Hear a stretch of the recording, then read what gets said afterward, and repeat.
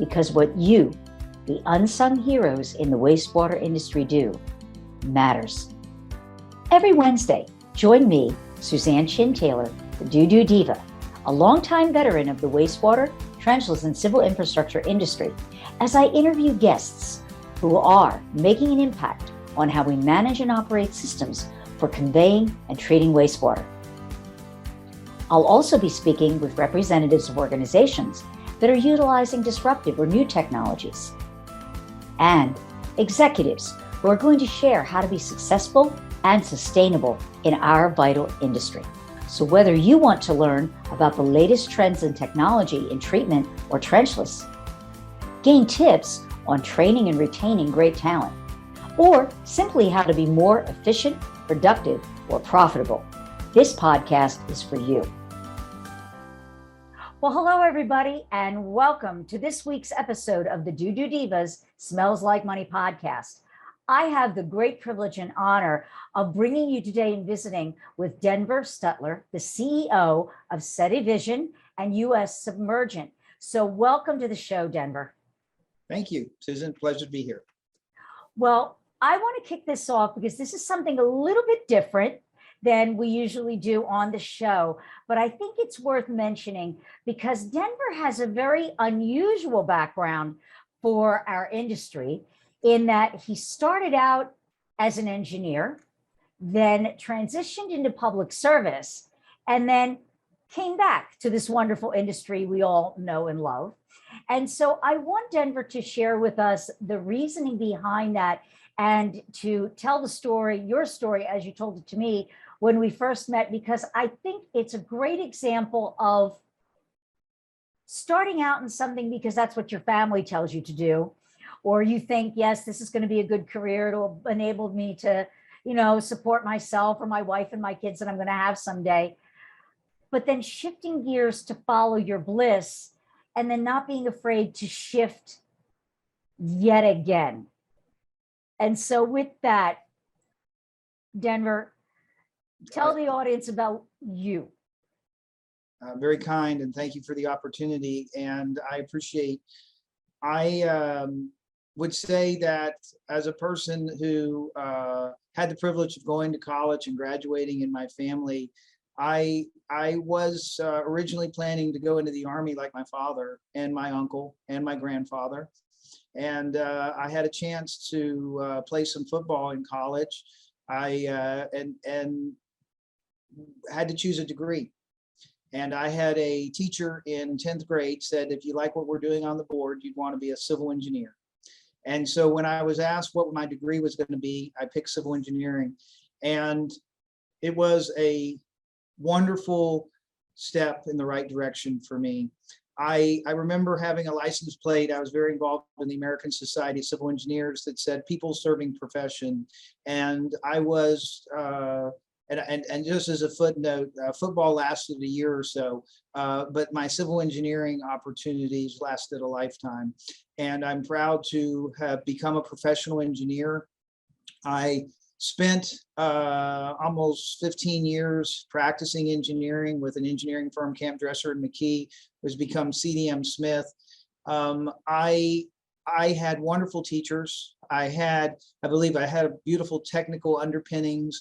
I learned a lot about project management and the technical aspects of civil engineering, particularly in the wastewater, solid waste industry.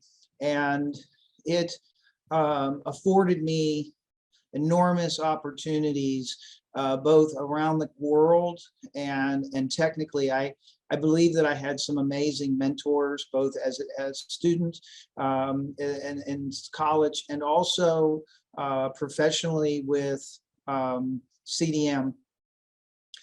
In 1998, we had an election in Florida, and I had the privilege of spending time working for Governor Bush, and actually ended up working for him for 8 years. And I had no idea that I would, when I left the engineering firm, I thought that I might go do that for a year or two.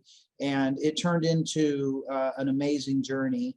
And it was a good time in my career where I was devoted to both the governor and his agenda and just serving the people of Florida, which was his highest priority. And I had a couple of duties in that role that afforded me the ability to not only solve problems and to help people in Florida, but also to learn a lot about the processes that drive our government, both in Florida and at the federal level, just given the insight. So I worked in the Department of Environmental Protection, and then I went into the governor's office and spent a couple of years, and ultimately ended up being appointed Secretary of the Florida Department of Transportation, which was, enormous opportunity. I often joke with people that I exceeded my gene pool expectations. I come from a hardworking family and very proud of the work ethic. And both my mom and dad were entrepreneurs of their own right. And so it's, and then I left government and I wasn't sure exactly what I wanted to do next. And I toiled and then ultimately found some technology and thought that it had real value from my experience in the industry and pursued that. And that became the U.S. Emerging Technologies. And so U.S. Emerging Technologies is equipment-based, patented equipment-based that has a niche in the market of being able to clean systems while they remain wet. So we clean wet infrastructure while it's wet in the right circumstances. And then born out of that necessity, because of the dark water and the difficult to see, Sedivision was born really to help our customers make better decisions for planning and budgeting. And that really brings me to today. So I appreciate the opportunity, Suzanne, to sort of share that part of the journey. And thank you for asking. Oh, thank you. And we are going to talk about it. We already agreed that there were so many things that you could share with the audience that for those of you who are tuning in, this is going to be one of a series of chats that we are going to have with Denver, just because of the value that I believe that he offers our industry as a whole. And so I just want to kind of go back to, again, the career, because our next episode, we're going to talk about the true technology, the magic of Sedivision, which is really, really exciting. But getting back to career paths, and you mentioned something before we even jumped on this call a while back about getting it right before being right. And that kind of was born out of, your time in the political machine. And I think what I'd love for you to do is to share a little bit with the industry, because sometimes we're at odds. We want to do the right thing for the community, but we have an uphill battle with the politicians, and working together to make sure that everybody understands what's really going on. So as you were saying earlier, that getting it right instead of insisting that my way of thinking about it is the right way, when you don't, that's how I'm seeing that, when you don't maybe have all the information to say that, yeah, my way is the right way. So I'd love your take on that.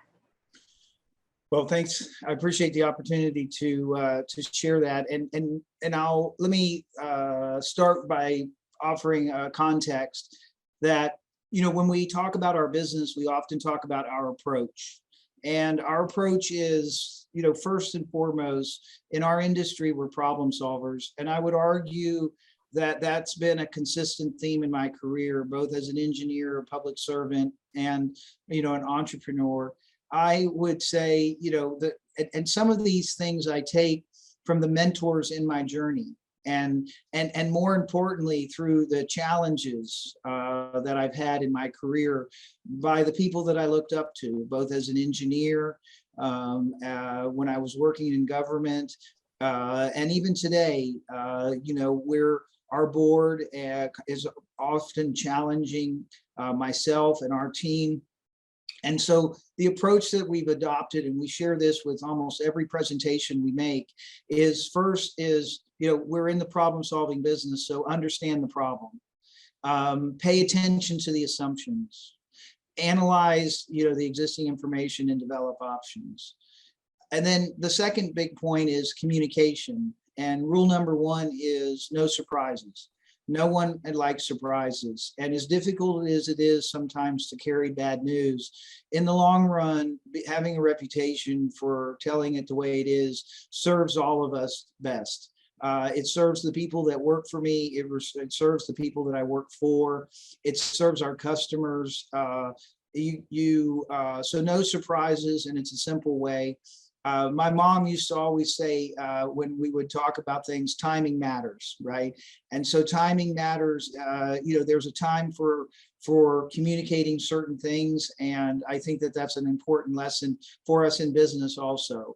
I try to deliver the promise, and then before we go to the next phase, meaning, if we get a commitment from the customer to clean a tank, let's not worry about the next tank. Let's get this tank done. And then we'll talk about our reputation, allowing us to have an opportunity, and our performance to allow us to have the next tank.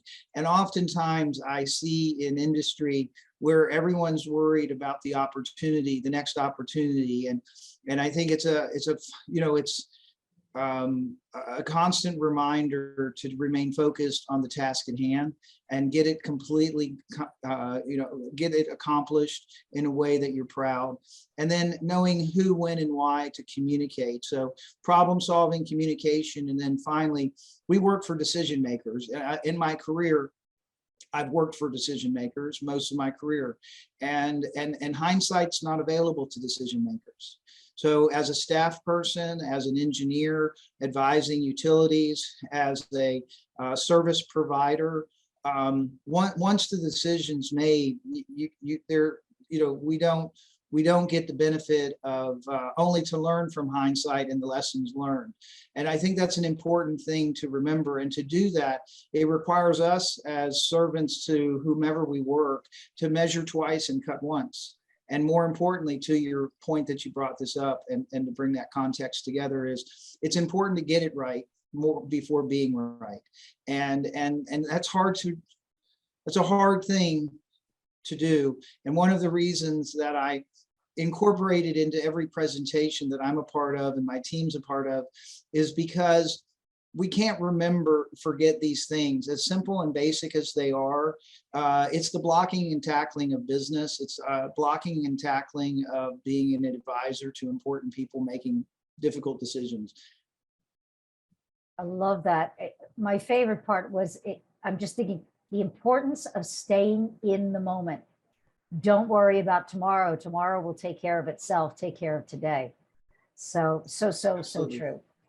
So and just as a business on that point, if I may, Suzanne. Sure. We build our business week by week, brick by brick.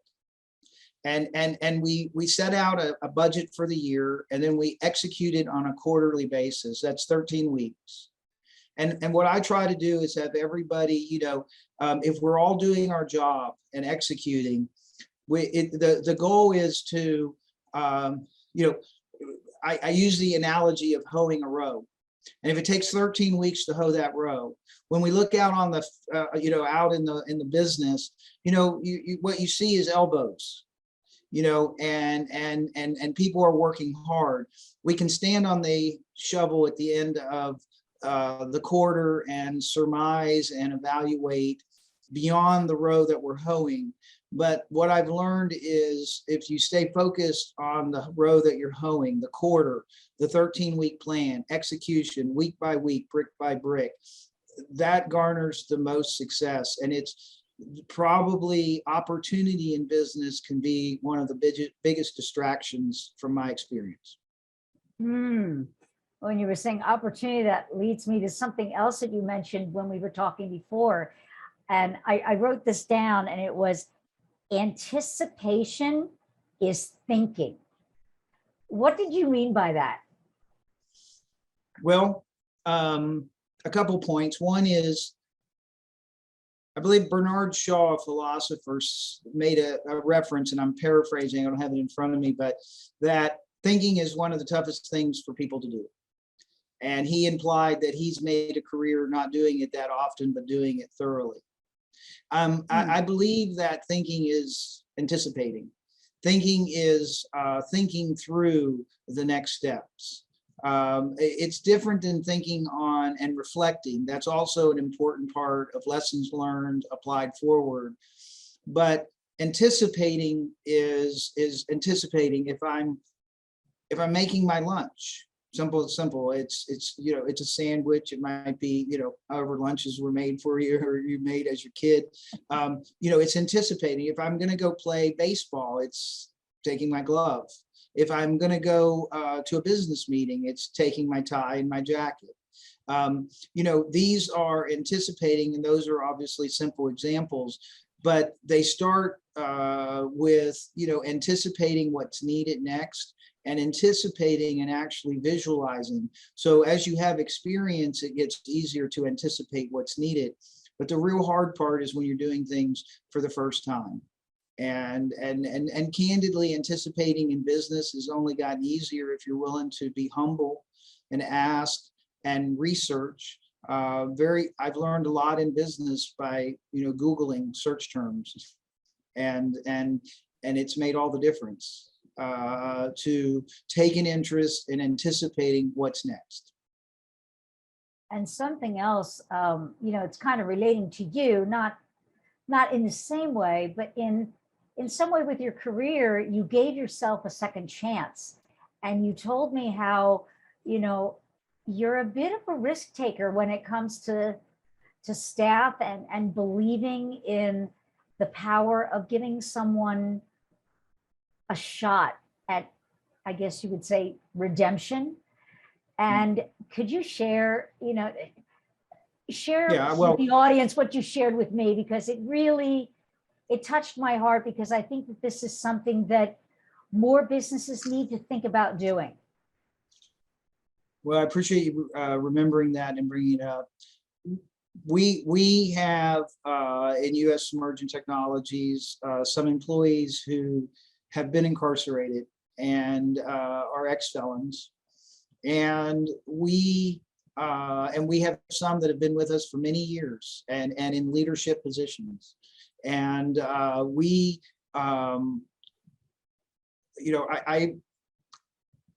it's interesting to talk about it, because to me, they're just hardworking people that happen to work for our company.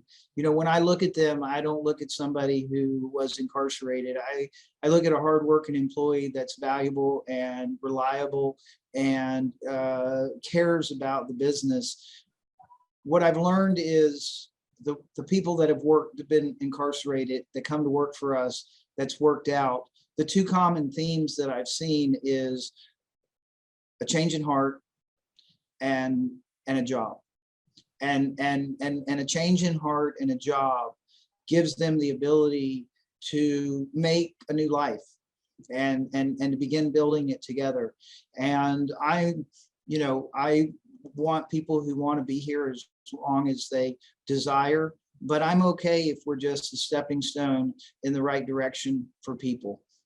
We've had the privilege of getting involved with the Florida Department of Corrections and actually identifying people before they leave, which actually is where we need to be a part of that. And I've had the privilege of being involved in a foundation that's focused on educating and equipping people that are incarcerated before they leave, so that they have the ability to be gainfully employed. And it's something that we didn't set out to hire people who were ex-felons. We had some good experiences and we appreciated who they were. And I've just, when you said that, I was just wondering, has there been, from your customers, if they learn of this, has there been any negative pushback, or do they see it the way you see it, of, wow, that's really cool, you gave somebody a second chance and they're a really hard worker? What's been your take there? Because I think there's a little bit of fear for some companies of, ooh, my customers may not like this, or I could lose a contract because of this. What's been your experience thus far? So, certainly, if there are places where that is a concern, we make the adjustments on the team as needed. Oh, okay. Their work is self-evident, and there are certain crimes that we, don't we're not, we're not interested in being a part of the rehabilitation. It's more complicated. So, but what I can tell you is the people that have worked for us for any period of time are absolutely reliable, and they get the job done, and they're employees that our customers have appreciated the job they do. And we often get complimented on the extra effort made by our team and the professionalism of our team. And that's organic. I mean, people have to want to do better on their own. There's really no system in management to help people have drive to be their best. And what I see is second chance. I would say all of our employees that have been here past their probationary period, because I like to leave leave a little bit of room for evaluation. But once our team has evaluated them, and I have had the privilege of debunking a lot of fears for both customers who are interested as well as competition. So we have, yeah, I'm proud of them. I'm proud of them. I'm proud that, I'm surrounded by a group of people who are interested in serving our communities in that way. And that's really what we're doing. Well, thank you, Denver, for, service to the community. That takes a lot of courage, and it has, it's obviously panned out and turned out to be a real benefit for you. So in closing, I would just like, if you could, to provide your pearls of wisdom to those folks out there that are maybe thinking of making a major career shift like you did, after doing public service, being an engineer, and now not falling into, but being where you are. What would be your pearls of wisdom for anybody thinking about, I know this is kind of cheesy, but following their bliss, for lack of a better way of saying it? Yeah, well, you've asked me some very nice questions, and I'm grateful, and I appreciate the opportunity to share.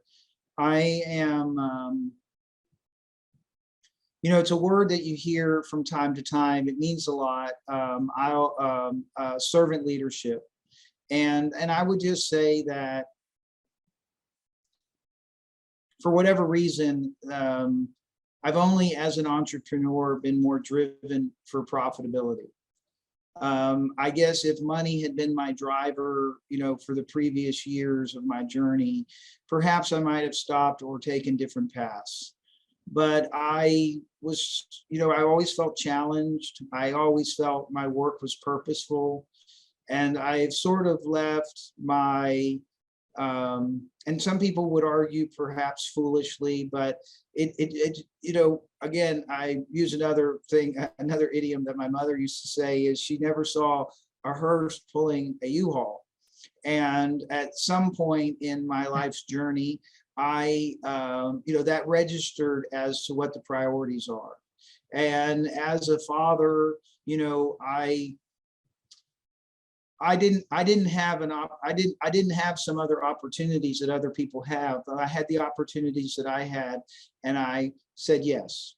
And I didn't know where they were going, and in some regards, it was the road less traveled. And I've been blessed in the sense that I feel like I've had purposeful work. What I've learned in business is purposeful work means driving to profitability. It means creating more jobs. It means serving more customers. And so as I have evolved, there are aspects of business that if I had 25 years of running a profit and loss statement, perhaps I would understand some things better in business, or I would behave differently. But I have always sort of been a person who was willing to work hard to figure things out. And that has,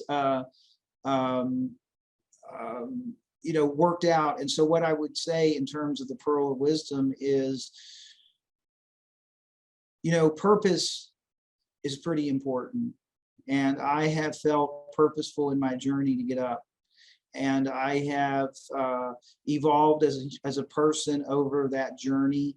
And I have allowed, been by growing as a person and giving other opportunities in my career, they have dovetailed to bring my best to the game. And, I feel like there's a freshness to the change as well. I also haven't been doing the same thing, trying to figure out the same problems forever. So the problem variety has been good for me and my approach in things. And I think it's helped me in this business to come to have been immersed in the industry for a very long time, step away, look at things differently. I think that I approach the industry with more passion and stewardship, come from, the journey I've taken. And I don't know that the combination of how I approach things would be complete if I had just been, in one path the entire journey. Yeah, thank you for sharing that. You kept bringing that word of stewardship up, and it's just, being servant. I love that term of servant leadership and being a good steward of your business, of all your stakeholders. And so, thank you for that. We need more of that in our industry, because I think a lot of us are very passion driven.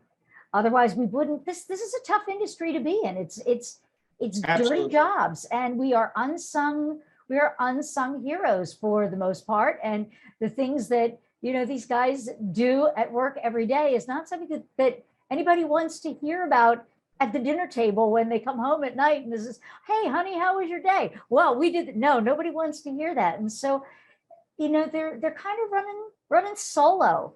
And so it is important to have that camaraderie, as you were sharing. And so thank you again for, just sharing of yourself, your wisdom and your take on this. And I am really looking forward to our next session, where we're going to do a deep dive into this incredible technology that you are bringing to the forefront for our industry.